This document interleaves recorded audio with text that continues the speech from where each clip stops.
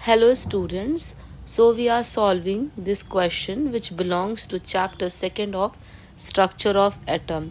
This is question number 3rd of exercise, back exercise. Now we are going to read and solve this question. Question says, how many protons and neutrons are present in the following nuclei? पहला part दे रखा है 13 carbon 6, second 16O8, third 24 Mg12, 56 Fe26 V, पांचवा 88 Sr 38।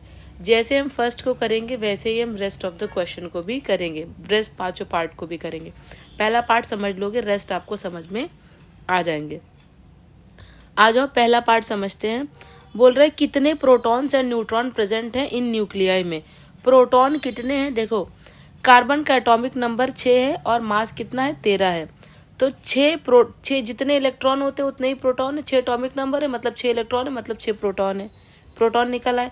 अब oral समझा रही हूँ पहला सवाल, फिर अभी रिटर्न बताती हूँ सोल्यूशन के साथ।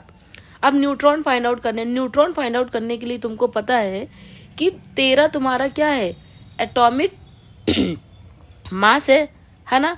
मास में से अगर इलेक्ट्रॉन को तुम मतलब नंबर ऑफ प्रोटॉन को अगर तुम माइनस कर दो तो न्यूट्रॉन निकल आएंगे। 13 - 6 कितना या 7, यही तुम्हारे नंबर ऑफ न्यूट्रॉन्स हैं। आई बात समझ में? आ जाओ तुमको सोल्यूशन बताते हैं।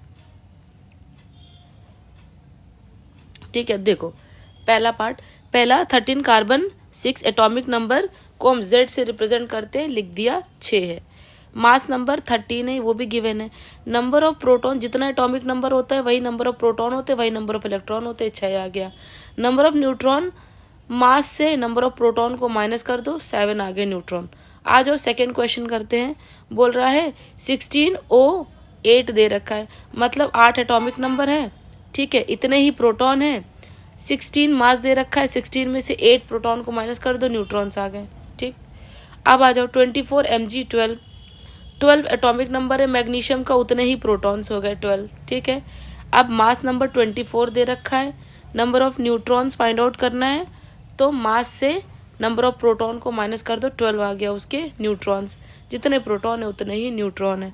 ठीक है, ध्यान रखना कि अगर हम एटॉमिक नंबर का डबल करते हैं तो अगर जो क्वांटिटी आती है वो मास होती है। अगर मास जैसे 12 2 से 24 आया है, mg में दे रखा है 12 24।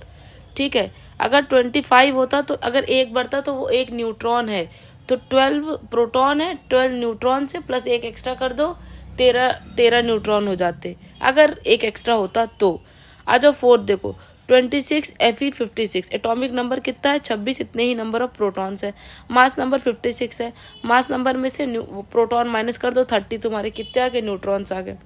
ऐसे स्ट्रॉन्शियम का एटॉमिक नंबर 38 है, नीचे दे रखा होता है, उतने ही नंबर ऑफ प्रोटॉन होते हैं उतने ही इलेक्ट्रॉन होते हैं। ठीक, मास नंबर 88 है, न्यूट्रॉन्स 88 में से 38 को माइनस कर दो, 50 आ गया। ठीक, तो हमने चारों पार्ट सॉल्व कर लिए हैं, पांचों पार्ट सॉल्व कर लिए हैं। होप आपको ये क्वेश्चन समझ में आया होगा। All the best dear students.